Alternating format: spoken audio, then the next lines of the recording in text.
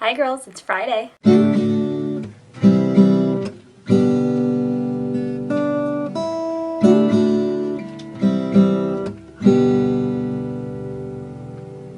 We're talking about Doctor Who, and I really like Doctor Who because Doctor Who is pretty incredible. I think I should start off with my origin with Doctor Who. I actually hated it the first time I saw it. It was freshman year of college, and I was having a sleepover with two of my friends from home. They said, "You've never seen Doctor Who? You need to see Doctor Who."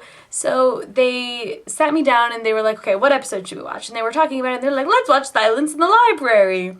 And I'm like, okay, whatever. So the show starts and I have no idea what's going on. I don't know who the Doctor is. I don't know what's up with the TARDIS.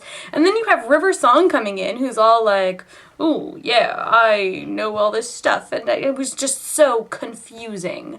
It made absolutely no sense. Not to mention that it's a two-parter. So at the end of the episodes, I felt even more lost than ever before. And also, that's one of the scarier episodes. I'm sorry, but the Vashta Nerada are pretty terrifying.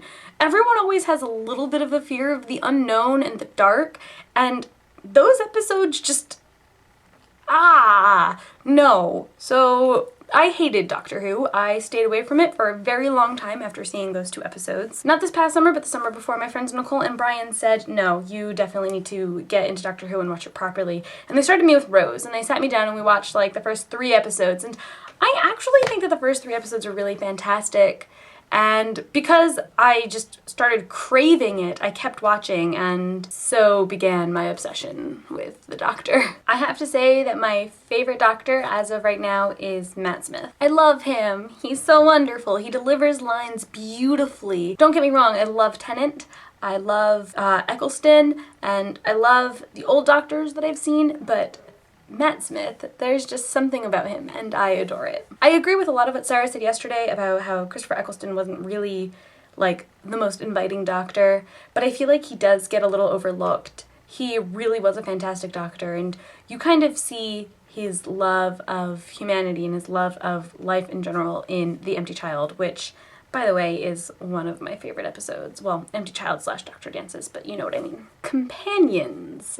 This question has gotten increasingly more difficult to answer as time has gone by. At first it was really easy for me to answer. It was Rose all the way. I love Rose. I love her chemistry with the Doctor. I love the romance. I just love it all. Just like Sarah said, I just have such a soft spot for Rose. And because of how much I love Rose, I at first really couldn't stand either Donna Noble or Martha Jones. My dislike for Martha Jones still stands. I know that I have to give her a chance and rewatch series 3 with an open mind because I'm really not a fan of Martha. I think she's very needy and very frustrating. I did learn to love Donna. I didn't like her at first because she was just so annoying in Runaway Bride, and you go from the extreme heartache of Army of Ghosts and Doomsday to Donna, and it was just...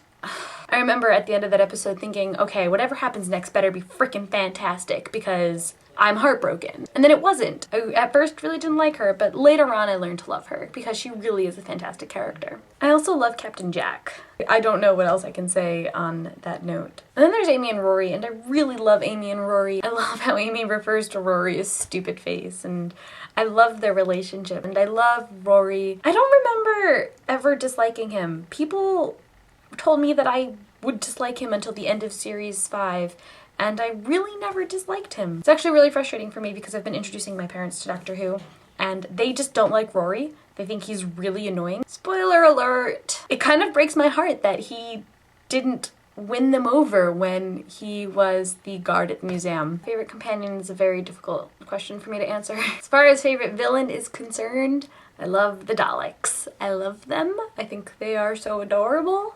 And it's usually not a word you would use to describe the villain, but I love the Daleks. They're just so wonderful. I don't even know what else to say. I feel like Sarah said it all yesterday. Dalek. The 2 monsters that scare me the most are probably the Silence, because they're terrifying. I remember driving around one night this summer, George said, "Well, you never know. There could have been a silence on the side of the road," and it was just so creepy. Oh, God, gosh, they're just so scary. Also the Vashta Nerada, piranhas of the air. Not every shadow, but any shadow. I was walking home from work once, and being at a college campus, we have lots of lights to make sure that we're all nice and safe.